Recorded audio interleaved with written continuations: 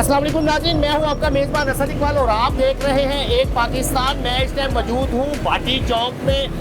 जो सबसे मशहूर जो आम वाले हैं, यहाँ पर 60 साल से ये जो आम का कारोबार जा रहा है और ठंडे आम करके जो है वो बेचे जा रहे हैं। बताया ये जा रहा है कि यहाँ पर दादा परदादा से ये काम यहाँ पर कर रहे हैं और यहाँ पर मेयारी और ख़ास किस्म का ऐसा आम जो पेश किया जाता है जो मार्केट में मुयस्सर तो नहीं होता, लेकिन इसका जायका और इसकी जो ताजगी है उसको पेश नज़र शहरियों की बड़ी तादाद जो है यहाँ पर दूर दूर से यहाँ पर आम खाने के लिए यहाँ पर आती है। और ठंडे आम के हवाले से मैं बताता चलूँ कि ये जो सुबह से लेके रात गए तक ये दुकान खुली रहती है, जहाँ पर फैमिलीज़ की भी बड़ी तादाद जो है यहाँ पर आम खाने आती है। हम आइए हम आपको बताते हैं आम के हवाले से खुसूसियात भी और इसमें ऑनर से भी आपसे बात करवाते हैं। जी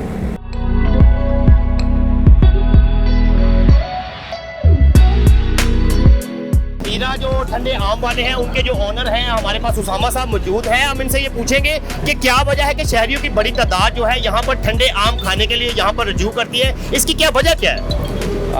हमारा जो म्यार है, जो हमारी आम की क्वालिटी है वो सबसे बेहतर है। ये आपको बाहर आम रेडी नहीं मिलेगा, क्योंकि हमें ये जो मंडी में आम आता है ना, उसको जो सबसे टॉप का आम होता है ना, वो हम जाके पहले खरीद लेते हैं अपने लिए। आपको बड़ी दुकान में मिलेगा बाहर, लेकिन आम रेडी भी नहीं मिलेगा।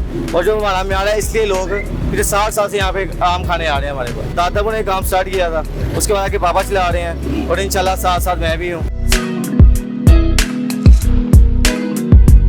आम जो है अहमियत का हामिल भी है गर्मियों में, और यहाँ पर आप ठंडा जो आम बेच रहे हैं तो अब वो आम मार्केट की निस्बत कुछ ज़्यादा एक्सपेंसिव होता है। जी, जो उसका म्यार है, जो क्वालिटी हम अच्छी लेके आते हैं, फिर वो जो जिससे हम खरीदते हैं वो हमें पीछे भी रेट ज़्यादा लगाते हैं, क्योंकि हमने अपनी मर्ज़ी का आम लेना होता है। फिर पैसे उनकी मर्ज़ी के होते हैं। फिर हमारा जो रेट है ना, बाहर आम रेडी से कोई 50-100 ज़्यादा ही होता है। और अल्हम्दुलिल्लाह यहाँ पे जो खा के जाता है वो यानी कि उसकी कुछ कहती नहीं है कि आप महंगा बेच रहे हैं, वो खुश हो रहे हैं। जितने ग्राहक हैं वो सब खुश होके जाते हैं।